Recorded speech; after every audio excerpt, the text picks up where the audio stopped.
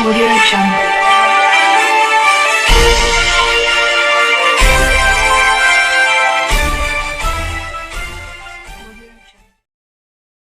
नमस्कार, आप देख रहे हैं हरिद्वार की गूंज। आइए नजर डालते हैं कुछ ताजा खबर पर। हमारे उत्तराखंड क्राइम प्रभारी मोहम्मद आरिफ की खास रिपोर्ट। खबर हरिद्वार से है, जहां जूना अखाड़े के श्री महंत हरि गिरी महाराज ने कहा कि चीन के लगते उत्तराखंड में सीमावर्ती इलाकों से लगातार हो रहा पलायन चिंता का विषय है। षड्यंत्र के तहत स्थानीय नागरिकों की संपत्ति खरीदकर बाहरी लोगों को बसाया जा रहा है। जनप्रतिनिधियों को क्षेत्र में निवास कर लोगों को सुविधाएं उपलब्ध करानी चाहिए। उन्होंने कहा कि पलायन रोकने के लिए श्रद्धालु भक्तों के सहयोग से संत समाज को शिक्षा, चिकित्सा और बेरोजगार के साधन उपलब्ध कराने के लिए अभियान चलाना चाहिए। उन्होंने जूना अखाड़े में पत्रकारों से वार्ता करते हुए श्री महंत हरि गिरी महाराज ने कहा कि उत्तराखंड की भौगोलिक परिस्थितियां बेहद विषम है। विषम परिस्थितियों में वहां रहने के लिए मूलभूत सुविधाएं उपलब्ध होना बहुत ही आवश्यक है। प्राचीन ऐतिहासिक मंदिरों के संरक्षण और प्रचार प्रसार, हिमालय क्षेत्र में शिक्षा, चिकित्सा और रोजगार के साधन उपलब्ध कराकर पलायन रोकने का प्रयास किया जाना चाहिए।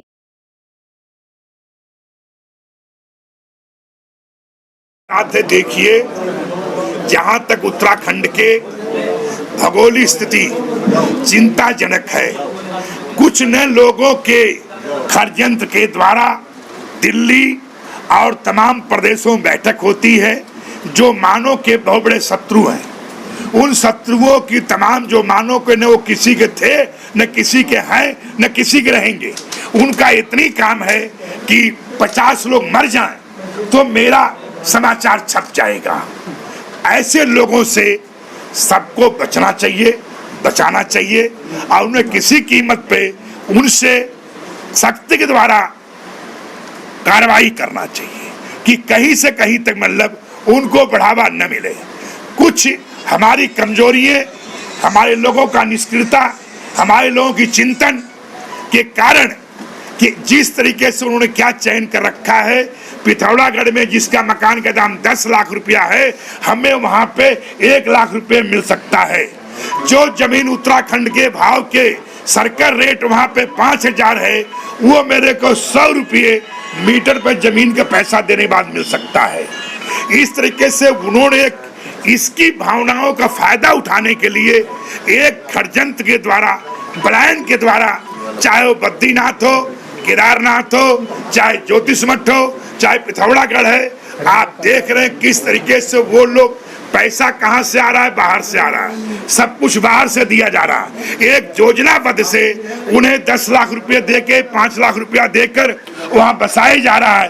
फिर उनका मुख्यालय किसका बनेगा?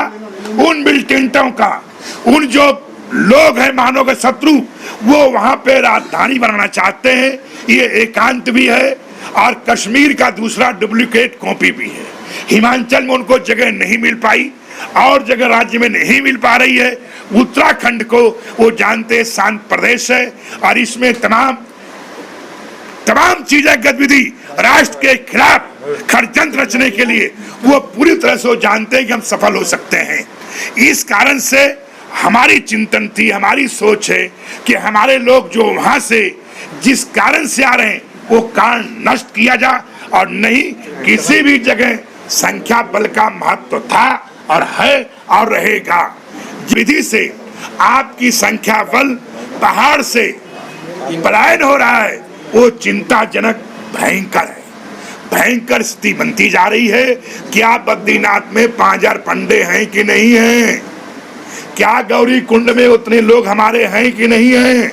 क्या पिथौरागढ़ में हमारे हैं कि नहीं हैं? जो हमारे मकान जो मकान हमारे 20 लाख का है, वहाँ 2 लाख में मिल रहे हैं। उनको कैसे बिकने से रोका जा सके और लोगों को अपनी अधिकार के, अपनी व्यवस्था के बारे में लोगों को जागरूक किया जा। कि आप जागरूक नहीं हो जाएंगे, आने वाले दिनों में लोग आपको कहेंगे आप प्लेन के हैं और पहाड़ का मालिक कोई और बन जाएगा। गुणवत्ता ध्यान नहीं रखा गया, समय के साथ नहीं चिंतन किया गया है, तो दूसरा एक करुणा के रूप से जो आपको खा जाने के लिए तट पे तैयार है। पहली बात है, वो क्या करते नहीं करते हैं वो स्वतंत्र है, पर जो नियम कानून है, किसी भी मीटिंग, किसी भी व्यवस्था, किसी संगठन के लिए 3 दिन, 8 दिन, 15 दिन या 3 महीना पहले एजेंडा जारी होता है और जारी होने के बाद उस पर कुछ विचार होता है। हमने ठीक सोसाइटी के नियम के अनुसार बैठक 25 तारीख को आहूत प्रयागराज निरंजनी अखाड़ा गंगा तट पे भागीरथी के चरणों में मैंने बैठक की आहूत किया गया है और वहाँ कोई भी जो था वहाँ बैठता और अपना हाथ उठाता, अपना बहुमत सिद्ध करता तो और भी अच्छा लगता। जो तरीका है प्रजातंत्र का, बाकी मतलब जो है निश्चित है, जो व्यवस्थाएं हैं सब स्वतंत्र हैं। कोई भी अपने आप प्रत्येक अखाड़ों के वो कहते हैं महाराज हमको भी अध्यक्ष मान लीजिए, हमको भी अध्यक्ष मान लीजिए। हर आदमी अध्यक्ष बनने को तैयार है और उसका मूलतः अधिकार भी है, राइट भी है।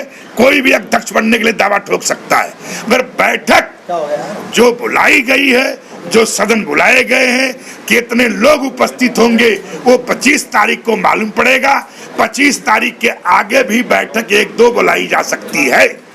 किसी प्रकार से कोई आवेश में या क्योंकि आवेश में विवेक शून्य हो जाता है और विवेक शून्य होने के बाद कभी निर्णय उचित होता है, कभी नहीं होता है।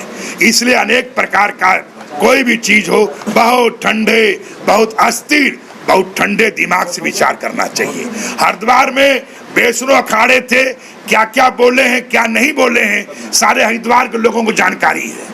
वो कब अलग हो जाते हैं, कब साथ हो जाते हैं और कब क्या कर देंगे, हम उनके बारे में बहुत टिप्पणी नहीं करना चाहता हूँ। क्योंकि स्वतंत्रता उनका अधिकार था अलग होने का भी, और कुछ लोगों के सामने होकर, क्योंकि उनका एक ही लक्ष्य था कि अखाड़ा परिषद को कैसे नुकसान पहुंचाया जा, अखाड़ा परिषद कैसे बदनाम किया जा, अखाड़ा परिषद कैसे धज्जी उड़ाया जा, ये उनका प्लान है। बट निश्चित मेरा ये पूरा विश्वास है प्रजातंत्र में कि आपके सामने बहुमत के आधार पे और सर्वसम्मत से चुनाव करना पहला मेरा काम है। उन अखाड़ों में तमाम लोग हैं जो मेरे साथ भी हैं। उसमें बहुत लोगों का कार्यकाल समाप्त हो चुका है, बहुत लोग अखाड़े में उनके बगावत पे हैं, बहुत लोग उनसे खिलाफ हैं। असली जो पदाधिकारी हैं बहुत मेरे साथ भी संबंध स्थापित कर रहे हैं और हमसे लोग मिल रहे हैं। प्रकार की व्यवस्थाएं हैं। अगर मैं एक ही भगवान तक से कहूंगा, सबको सद्बुद्धि सद्विचार दे, सब 25 तारीख के बैठक में भाग ले और भाग लेकर अपना कोई व्यवस्था नहीं हो पाई, किसी प्रकार की व्यवस्थाएं नहीं हो पाई। प्रयागराज के मेले में सभी जो अपने बलवंत सिंह को अध्यक्ष बना दिया गया था, नतीजा रहा अखाड़े कुंभ मेला कराए, कोई अध्यक्ष था ही नहीं।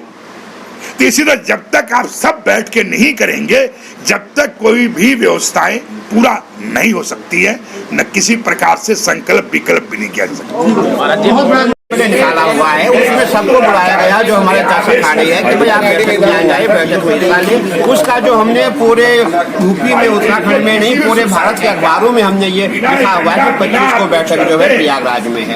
तो हमने अभी जितने भी हमारे जितने अखाड़े हैं सबसे ही वो इलाहाबाद में आए और अपना जो चुनाव करना है, जहाँ भी उनको बहुमत देना, अपना बहुमत मापते थे और जिसकी भी नियुक्ति होगी वो सब जो है सर्वसम्मति से होगी। देखिए 25 को हमने जो है प्रयागराज में बैठक बुलाई और बैठक जो प्रयागराज में होगी, वहीं हमारा अध्यक्ष पद का चुनाव होगा। लेकिन अगर ये जो अखाड़े बैठक में यदि शामिल नहीं होते हैं तो फिर उसको किस तरह से? देखिए जो भी कोई बैठक बुलाई जाती है उसकी कोई परंपरा होती है, नियम होते हैं। तो जो नियम के अनुकूल नहीं है वो तो बैठक नहीं मानी जाएगी। तो आप देखते हैं सोसाइटी एक्ट है, हर चीज है, कानून है, हाई कोर्ट है, सब चीजें हैं, तो देखा जाएगा।